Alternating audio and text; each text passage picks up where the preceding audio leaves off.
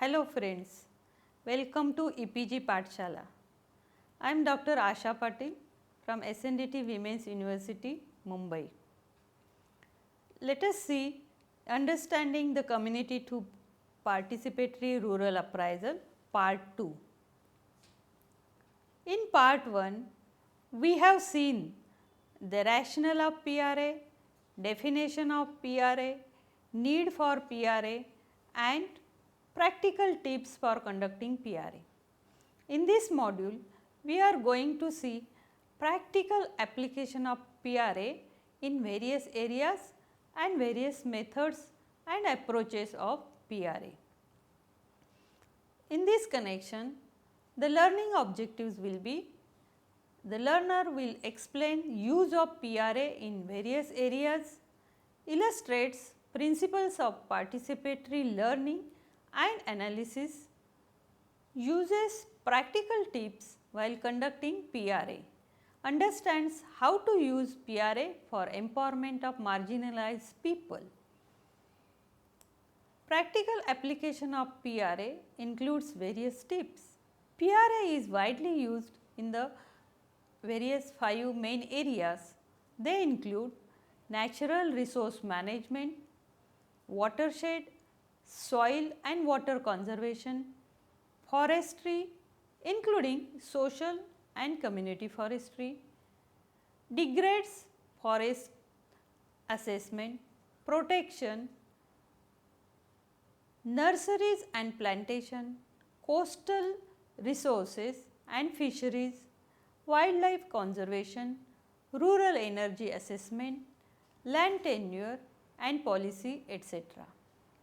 The another area is agriculture, where crops, livestock and animal husbandry can be studied through participatory research methods, irrigations, integrated post management markets, etc. can also be studied.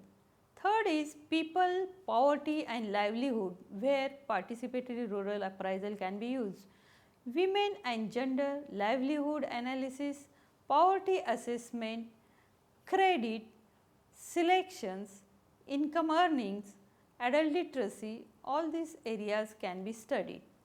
The next area is health and nutrition, where PRA is widely used to study food security and nutrition assessment and monitoring of it, water and sanitation assessment, health assessment and monitoring, etc. The last is urban, where needs assessment, community participation, urban poverty and violence, etc. are studied through PRA. Principles of participatory learning and analysis are also important for getting good results from PRA. The practitioners and facilitators have to follow certain basic principles. They include: the principles evolved over a time. The reversal of learning is the first principle.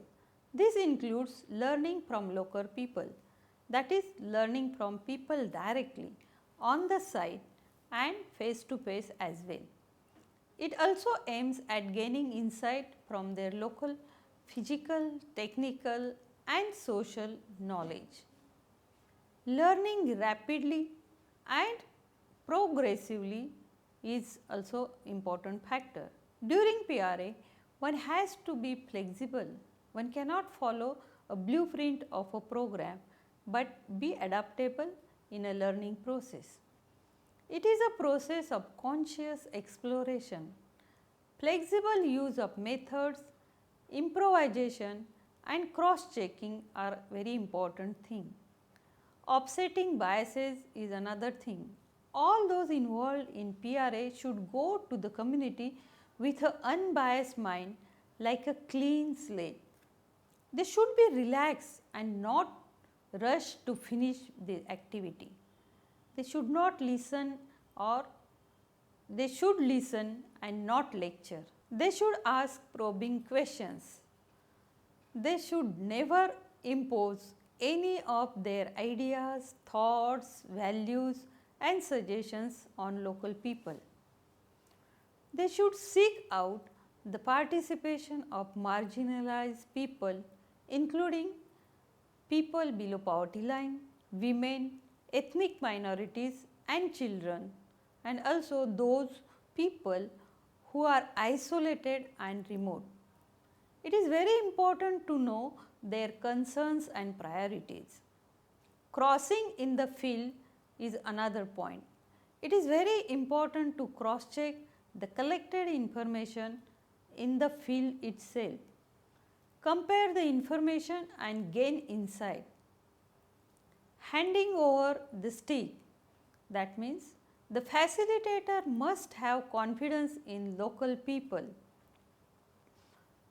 They can do it, this feeling should be there. They must believe that the local people are able to map, rank, score, diagram, analyze, plan and act. In this process, the local people generate and own the outcomes and also learn. Hence, in PRA, the facilitator should just initiate the process and then sit back and keep quiet. The next point is self-critical awareness. The facilitators should continuously and critically examine their own behavior. They should always keep in mind that this is a learning opportunity for them. This includes facing failure positively, correcting dominant behavior, being critically aware of what is seen and not seen, what is shown and not shown, what is said and not said, and other things. Sharing. It is very important that whatever information is collected through PRA should be shared with the local people. Outside facilitators by photocopying and translating and sharing with other organizations as well. There are various tips for conducting PRA. The community worker has to play the role of a facilitator in conducting PRA. She must have full faith in local people. Facilitators are often not aware of their own lack of knowledge. She should build confidence in local people that they can do this activity. The facilitator should not strive for getting it right information. Remember, local people know the things much better than you, as you are an outsider. Sometimes they do not see any rationale behind an exercise. They must be tired, are short of time, or are simply playful. It is possible that they may bias your views as their perception could be different. But usually, in visual representation, this risk is minimized. At initial stage itself, if people know that they have to analyze, prioritize, plan and take an action, they will strive to get it right. Those who have facilitated PRA comment that people find the process as very creative, fulfilling and often enjoyable. The process generates lots of energy and commitment. People do it as they enjoy it. In practice, it has also been observed that the PRA facilitators usually do not devote much time to it. They want to finish this activity very fast. As a result, they forget to explain their identity, their purpose, their actions and inherent limitations. They just rely on methods mechanically without taking any trouble to establish rapport, earn trust of the local people. At the end of the activity, they do not even thank people sincerely. Such behavior leaves a bad impression on people. As a community worker, one should always avoid such behavior. The whole process of PRA requires a lot of time. Local people get engaged for a long period in these activities. Naturally, people's expectations regarding future action increases. Many a times, the outsiders or other agencies are unable to respond to the local needs. They do not honor their promises made to people. As a community worker, one should respect the local people and should not keep them hanging. What you and your organization can do for them should be explained to people in the initial meeting itself. By keeping in mind the above mentioned principles of behavior and attitudes, one can successfully complete PRA. This will open up a new range of experiences. PRA methods and approaches, let us see in detail. The PRA related approaches and methods continue to unfold. It is a powerful and popular method to understand the community. This process empowers the local, marginalized and vulnerable people. Groups and individuals express, share and analyze the realities of their conditions and lives. This helps them gain confidence to plan action and act on it. Most commonly used methods are discussed in this module.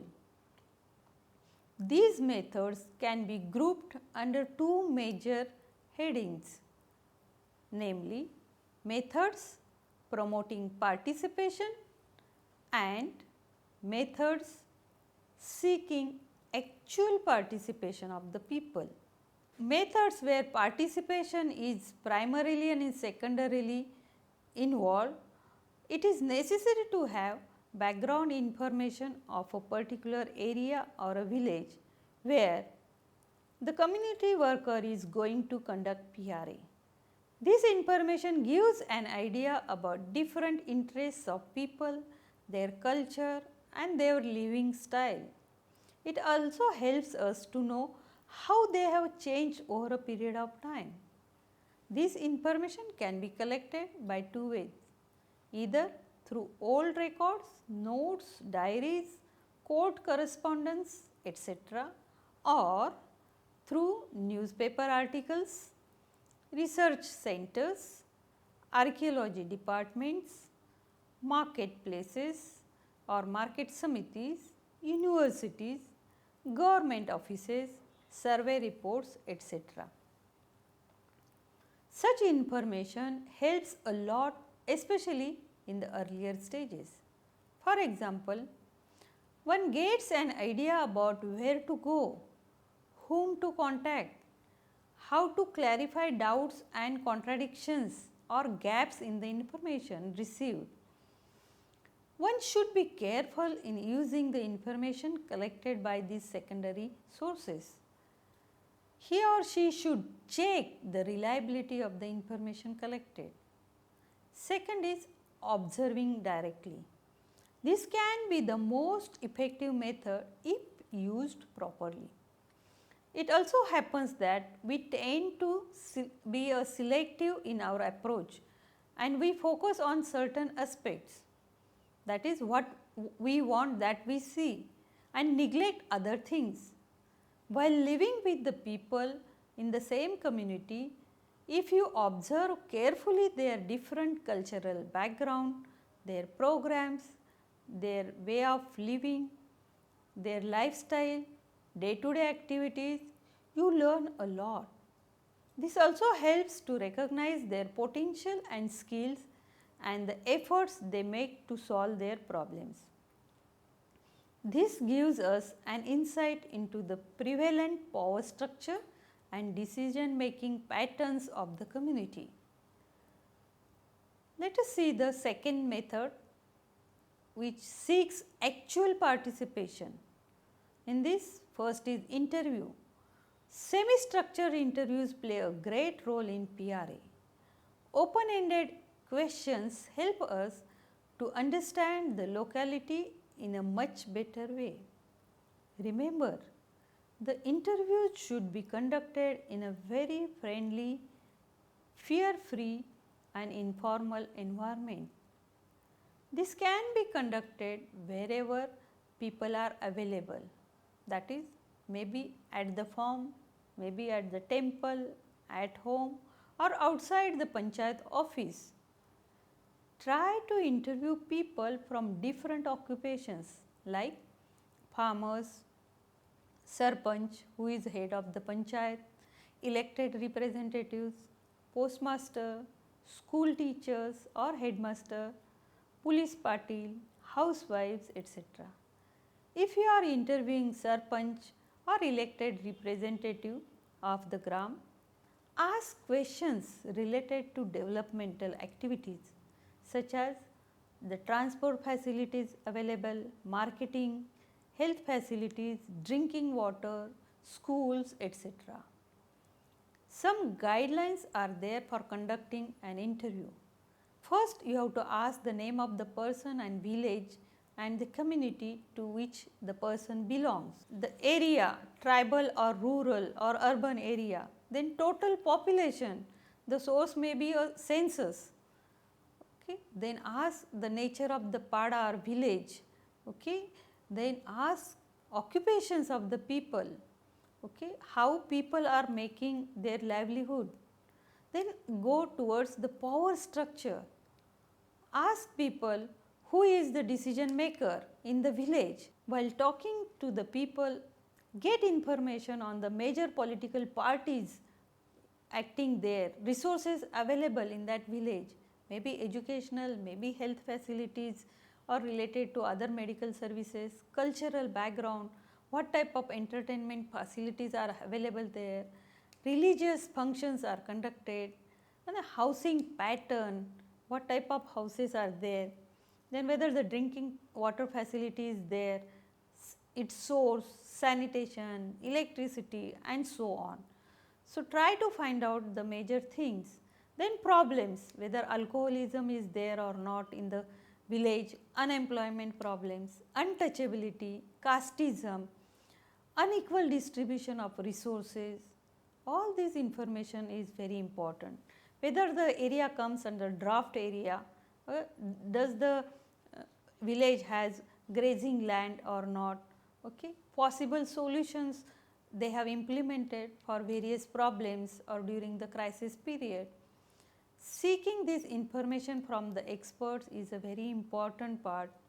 The outsider person, that is the community worker, should remember that local people are the experts. They may have expertise on various topics and may guide us about medicinal plants, underground water identification, changes in sources and types of fuel, agroecological history, changing values and customs, fodder grasses, animal diseases, kitchen gardening, etc.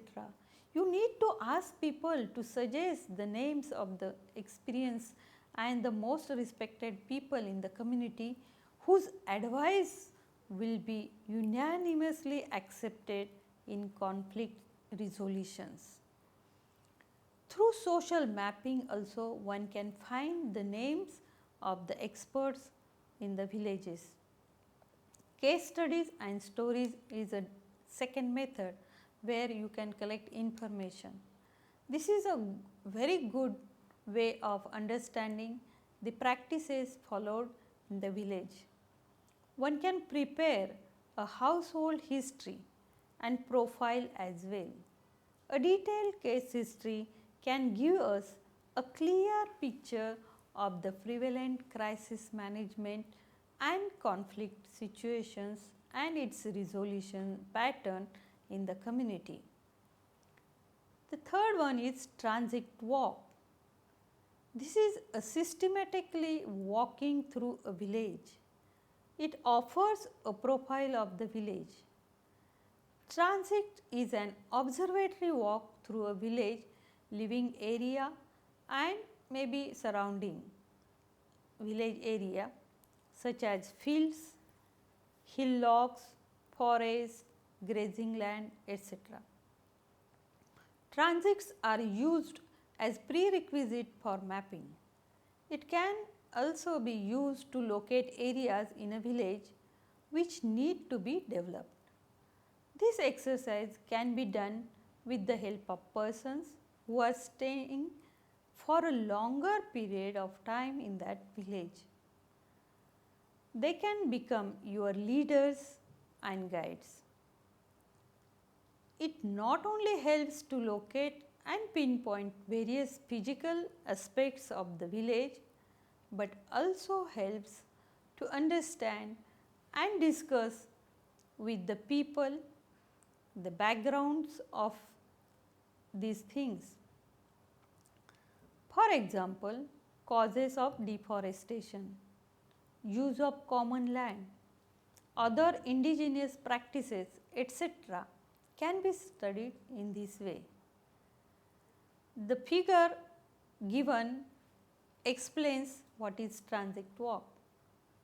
This is not just based on walking, but it also includes observation, listening, asking, discussing, learning about different zones, soils, land uses, vegetation, crops, livelihood stocks, local technologies, new introduced technologies and other problem related solutions. All these are the opportunities to learn. The amalgam of these techniques makes it a very useful method. Transit walk allows you to get a quick view of the characteristics of a village. It is used to help villagers to understand their socio-economic environment in a better way. It is important to let people carry out the visualization process themselves. This promotes discussions and dialogues. Let us see the second method, that is focus group discussions. If time is limited and one wants to collect more information, focus group discussions can be organized. If it is managed properly, such activity often becomes powerful and efficient. Third is do it yourself. Here the role of expert and outsiders and the role of local people is reverse. Local people become experts and teachers, and the outsiders act as novices and learners. Local people supervise and teach skills such as how to transplant, how to remove weeds, plow and level a field, then mud a hut, fetch water from the well or river, carry water on head, fetch firewood, wash clothes on the banks of river or near a well, cook meal on chulhas, etc. The next method is timelines and trend and change analysis. It refers to a chronology or a sequence of events that has taken place in a particular village or a specific area. Listing major local events with approximate dates, people's accounts of the past, how customs and practices and things close to them have changed. Changes in land use and cropping patterns, population, migration, fuel, uses, education, health and pattern and so on. Its causes and its effects can be studied through this method. The timeline exercise can be used to find out the background of the village. It can also be useful to know the evolution of specific programs, practices in the village, in the area of health, education other social activities related to transport, water, housing pattern, economic activities, etc. The community worker can find historical events from as far as one can remember up to the present in the life of a person or in the life of a community, in the life of a village, area, etc. This history is very useful for planning the program. Such a calendar can form the base of helping us trace trends through history and study the nature of changes. Since these events are reconstructed from the memories of people, the best informants are the old people of the village. Giving dates to events can pose some problems but can be overcome by asking questions such as, how old do you think you were when this happened? Or do you remember if the collector was British or Indian at that time? And so on. To understand the agricultural pattern, occurrences of droughts, floods, adoption of new crops and varieties and fertilizer uses, years in which major crop failures took place, etc. This method is useful. Next method is historical profile. To understand how the social structure and culture is evolved, this method is very useful. Before starting working in a particular village, one needs to know historical perspective of that village.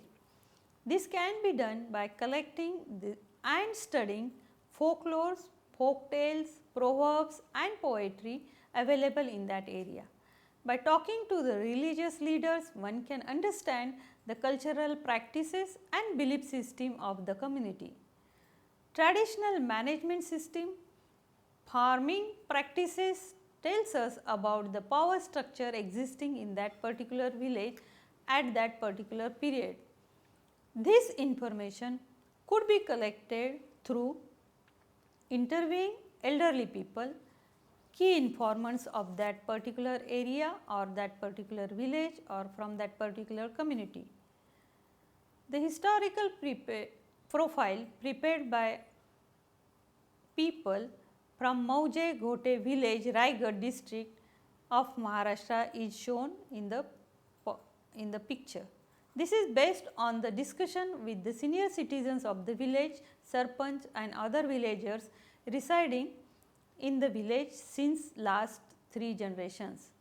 This information tells us the changes that have taken place over a period of time.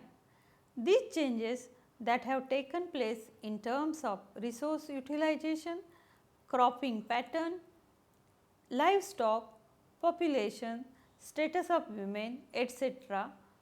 is shown in the diagram. This is perceived by the local people.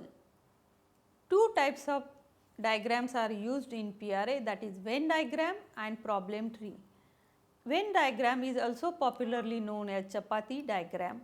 It is used to identify and understand the relationship of various institutions, organizations or programs and their importance in or for community.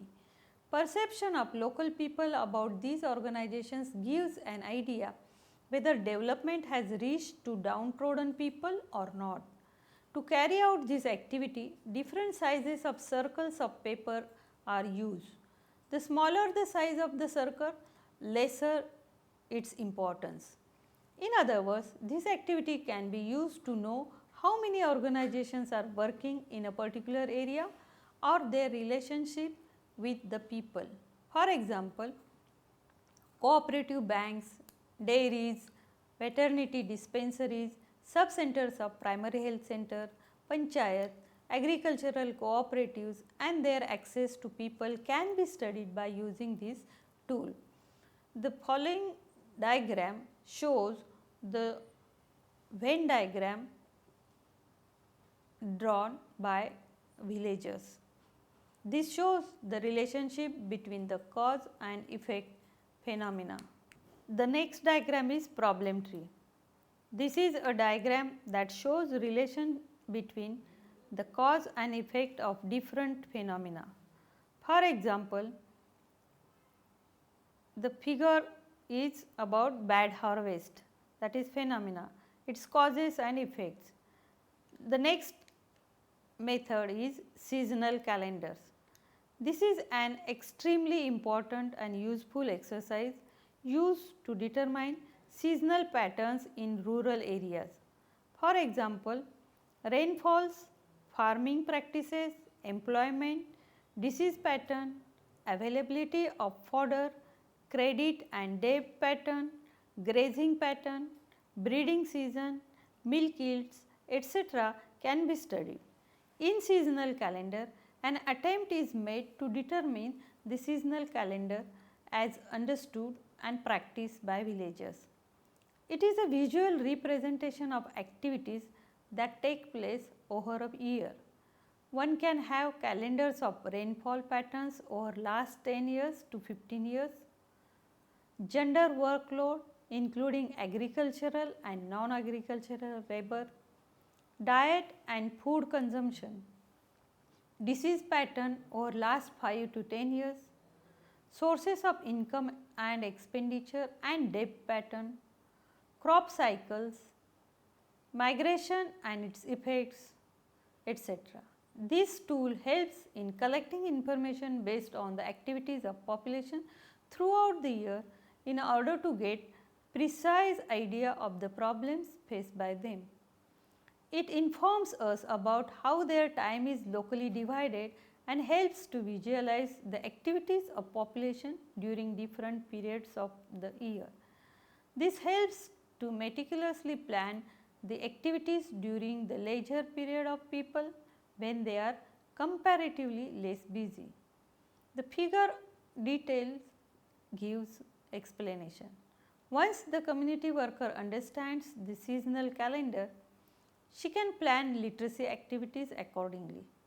Whenever people are relatively less occupied with agricultural work, she can organize literacy teaching activities.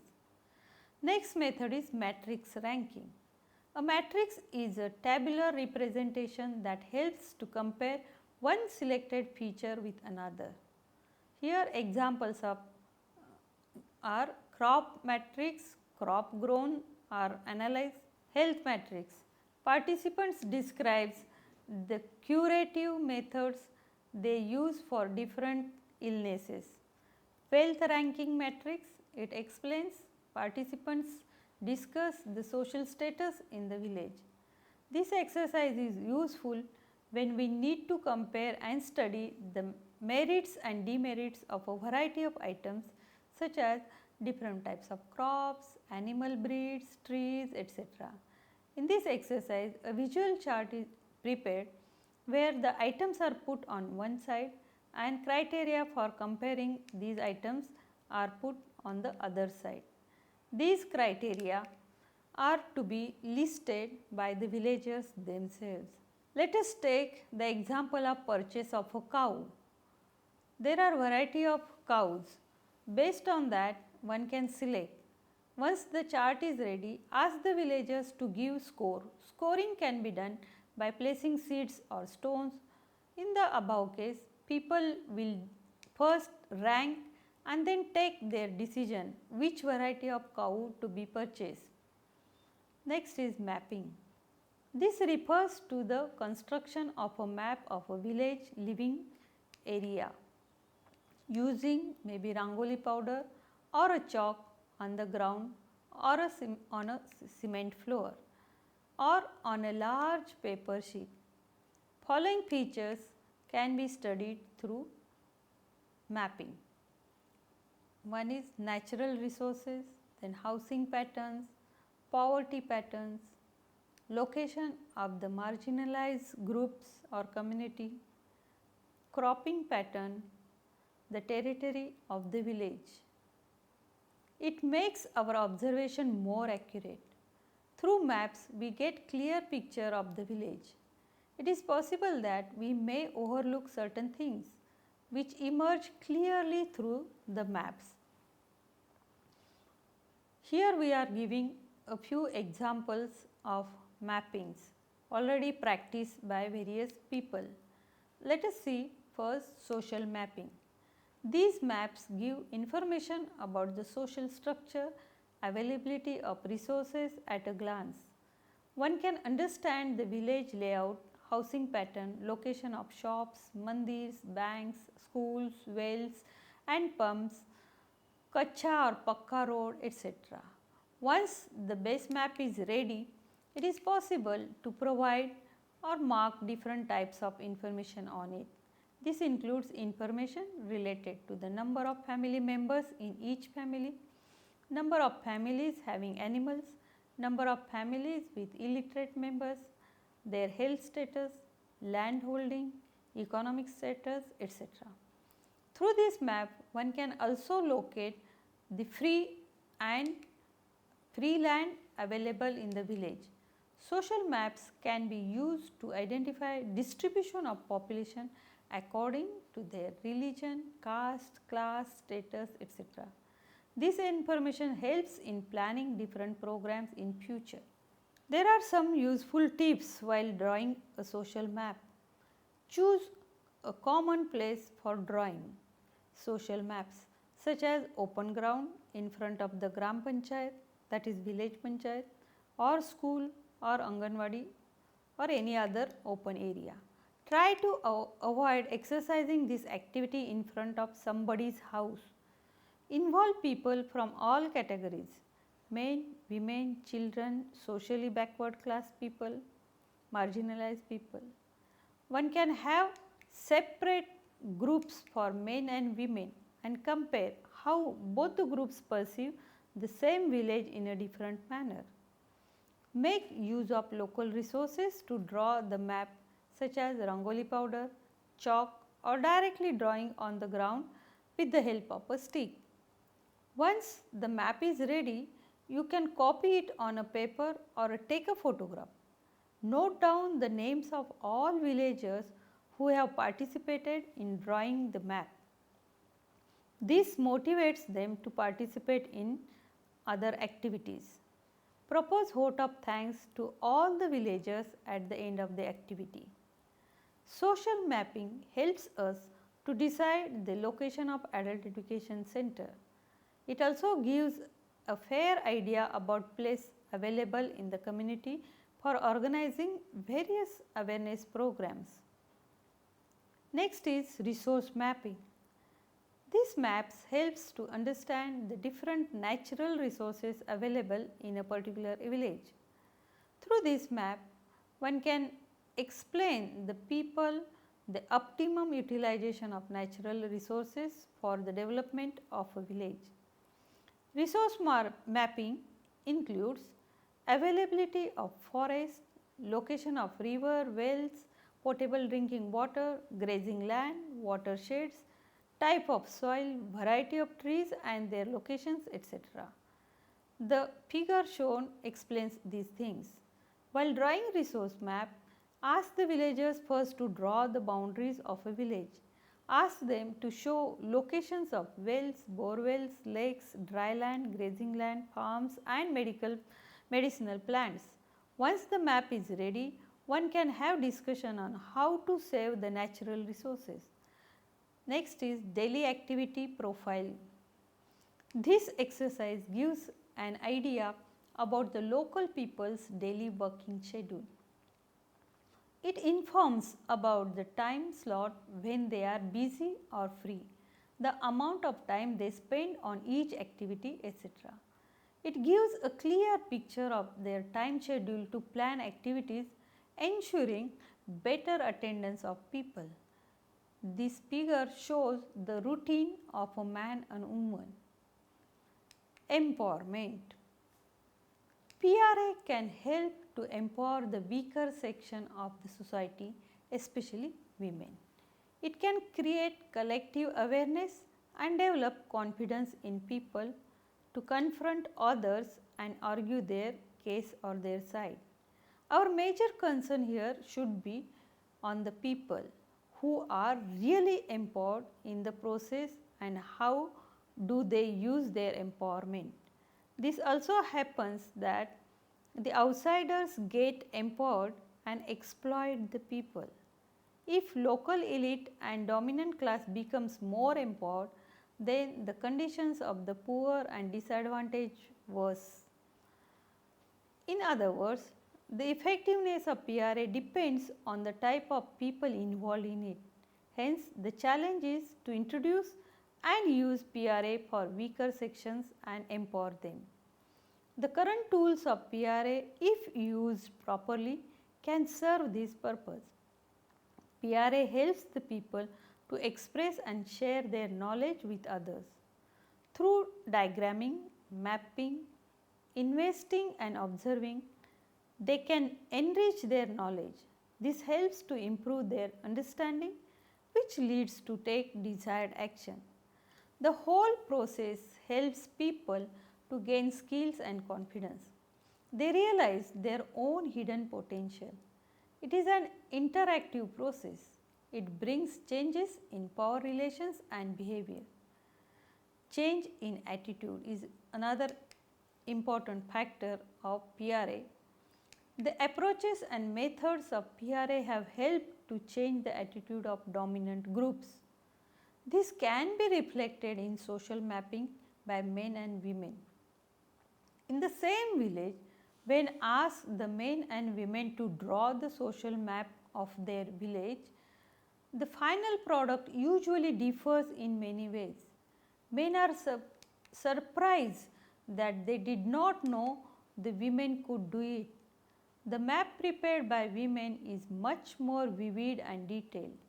Many a times it turns out to be more accurate than the one drawn by men. At many places, the PRA approaches have been used to enable men to appreciate the hard life and conditions of women. To summarize, I can say that by using PRA, one can understand the power relationships, motivation of the people, values and taboos of the community. The community worker must gather this information before starting any program or activity in the community. The community worker must understand the power centers in the community and their influence in taking decisions. Planning and implementing development programs with people's participation is considered to be one of the keys to sustainable development. If local people are involved in planning and implementation of the development policies, projects, programs, the outcome would be naturally very different. Usually, the powerful few dominate the scene and marginalize the underprivileged people. Power is usually seen as an asset in development. It is a means of getting things done. PRA gives power to all people who can decide their priorities, find resources and utilize them optimally. It results in the development of all people and not only of the selected one. It is true that PRA cannot solve all the problems, but it guides to tackle and deal with these challenges. Thank you.